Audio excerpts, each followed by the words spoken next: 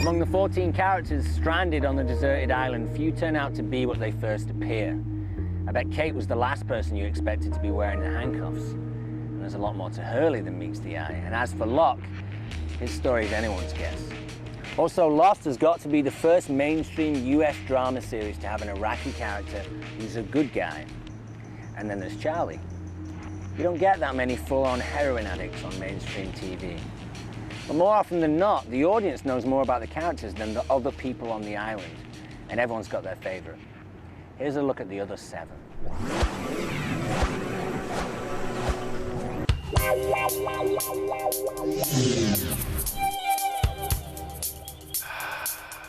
Oh, yes, the Kate. I like a bit of Kate, yeah. Glad to hear it. Back in the real world, she's a fugitive, she's going to jail, she's in trouble.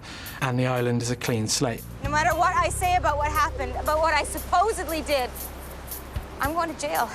Kate is a walking, living, breathing dichotomy. Because you cannot make sense of her. What are you doing? Just cleaning up after myself. I don't think she's done it. She's been framed in someone's... Something is not right there. Wait, what? I said no one gets hurt. Anyone with eyebrows that perfectly plucked is just not to be trusted. I'm watching out for her.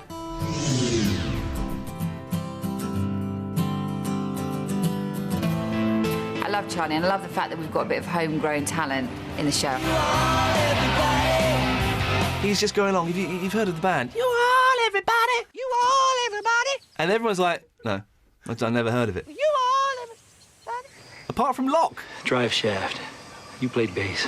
For Charlie, it's one hell of a way to go cold turkey, isn't it? You know, stuck on an island. Dude, you feeling okay?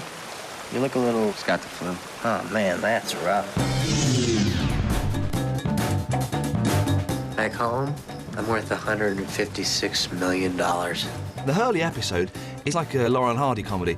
The thing where he's sitting in the office going, yeah, you know, bad things are happening to me, and someone falls past the window, you know, committing suicide behind him.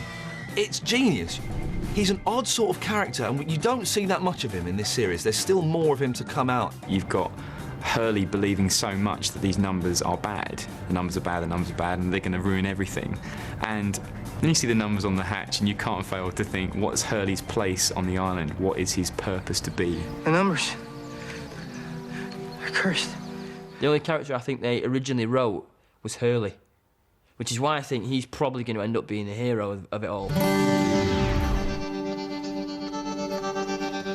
Saeed in general was such a topical character, the ultra-useful Iraqi, and as we find out, a member of the Republican Guard. And it's a nice little tipping of the hat to current politics. With Saeed, straight away, he had the conflict with Sawyer, and I was thinking, oh, here we go, it's going to be the USA against the Arab nations.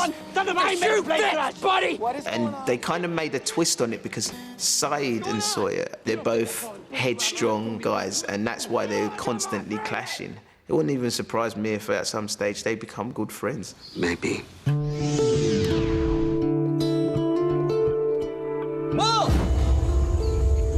Michael and his son don't know each other. So amongst these strangers, we're strangers as well. And so in this tragedy, we have to figure out a way to get to know each other and bond and learn, I guess, more about ourselves. I'll be on my feet soon. We'll be sailing home before you can even... I'm the one that burnt the raft. Walt terrifies me. He's a really cool kid, but there's something about him which is just terrifying because he's got this power which I think people like Locke seem to have an awareness of. They seem to know there's something special about him. Why did you burn the raft, Walt? Locke has seen whatever magical powers it is, and that's why he's trying to convince Michael. I don't really understand what it is, this special thing that Walt has, but maybe him and Locke are going to be central at the end. I like it here. I like it here, too.